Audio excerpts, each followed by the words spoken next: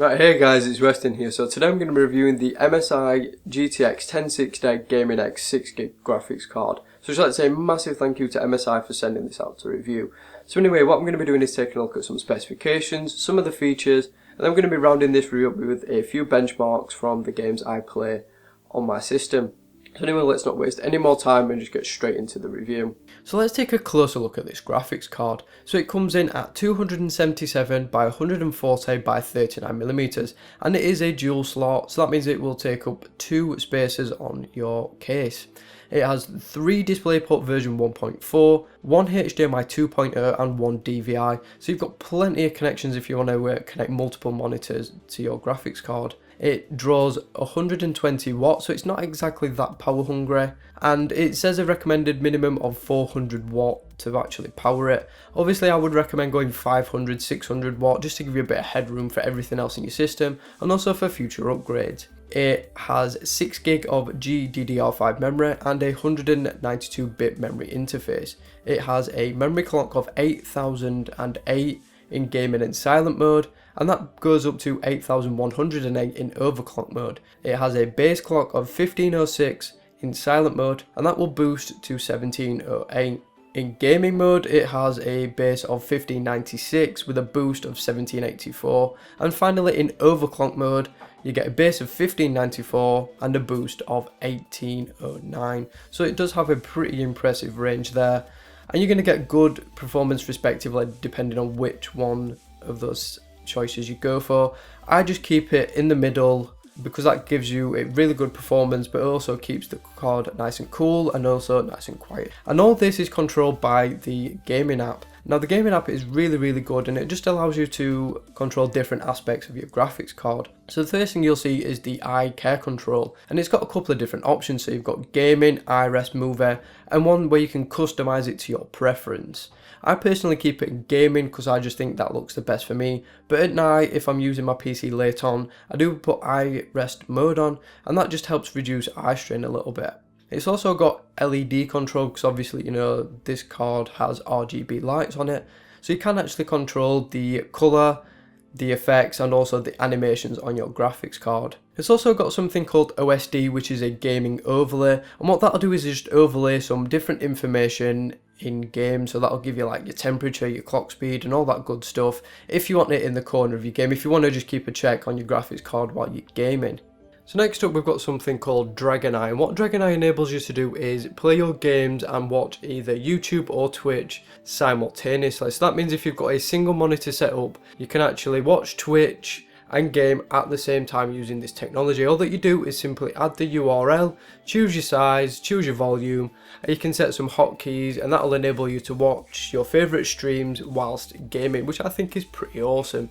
And it's also got Cooler Boost, which essentially just rapidly boosts up the fans and cools your graphics card down if it starts getting a little bit too hot. It's also got options for VR and MSI peripherals as well. So let's go back to the graphics card now, and let's take a look closely at it.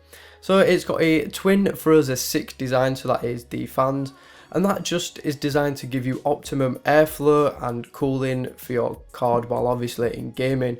It's also got something called airflow control, which is quite a new technology I believe, and this deflects air directly onto the heatsink, and it just actually increases cooling performance. So if you're one of those people that worries about graphics card temperatures, then this is just one of those really cool things that just helps reduce that. It's got 8mm copper pipes, which again maximize heat transfer, and that also again helps in cooling and just keeping your graphics card much cooler. It also has a solid base plate which is nickel plated for again better heat dissipation, and all this combined creates to one really cool graphics card, and it actually does stay really cool when gaming. So now let's take a look at the fans, and these are Torx 2.0, and that gives you 22% more pressure for again more optimal cooling. So you can see MSI have put a lot of effort into creating a really good system for creating a cooler graphics card, and it works really well.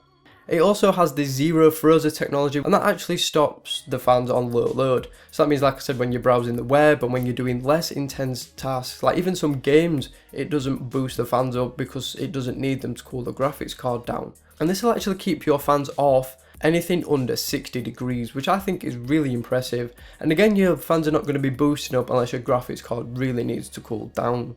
Now guys, let's talk about performance. Now like I said already, I don't really game at 1440p anymore because I don't have a 1440p or 4K monitor. So I'm just gaming at 1080p in ultra settings, and pretty much every game I play in will play at 1080p ultra settings all day long, no problems whatsoever. So we're talking we're getting really smooth gameplay, we're talking no frame drops, really smooth and fluid performance.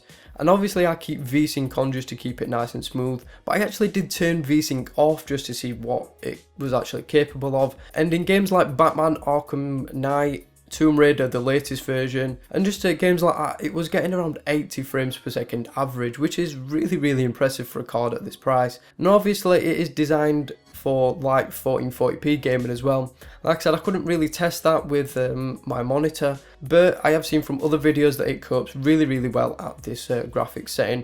But like I said, for 1080p it is an absolute beast. 1080p gaming all day, ultra settings, no problem whatsoever. All the AAA titles, no problems, it'll play them all fine.